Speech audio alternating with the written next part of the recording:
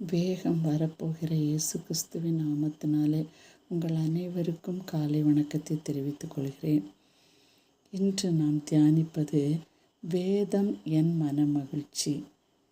ஆதாரமான வாக்கியம் சங்கீதம் 119 174 கர்த்தாவே, உடைய இரட்சிப்பின் மேல் ஆவலாயிருக்கிறேன். உடைய வேதம் என் மன மகிழ்ச்சி.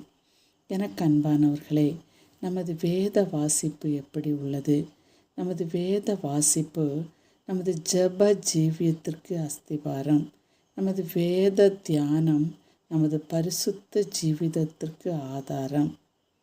வேத வசனங்களை நமது இருதயமாகிய பலகையில் எழுதி கொண்டு இருதயத்தில் நிறைத்து கொண்டால் நாம் மற்றவர்களுக்கு வழிகாட்டும் விளக்காக பயன்படுவோம்.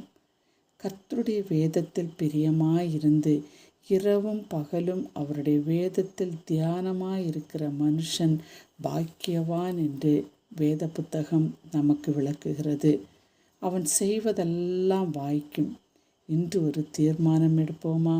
காலையும் மாலையும் அவருடைய வார்த்தையை வாசித்து தியானிப்போம்.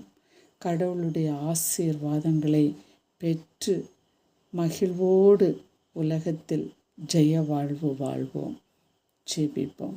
அன்புள்ள இயேசு சுவாமி, அனுதினமும் அதிகாலையில் எழுந்திருந்து உடைய வேத வசனத்தை வாசித்து அதை தியானித்து அதன்படி நடக்க நீர் எங்களுக்கு உதவி செய்யுங்கப்பா. உலகத்துக்கு ஒளியாக இருக்கிறீர்கள் என்று சொன்னீரே, ஒளியாகிய வார்த்தையிலே அனுதினமும் வளர எங்கள் ஒவ்வொருவருக்கும் கிருபை செய்யும். அப்படி செய்கிறீரே, உமக்கு நன்றி. இயேசுவின் நாமத்தில் பிதாவே, ஆமேன்.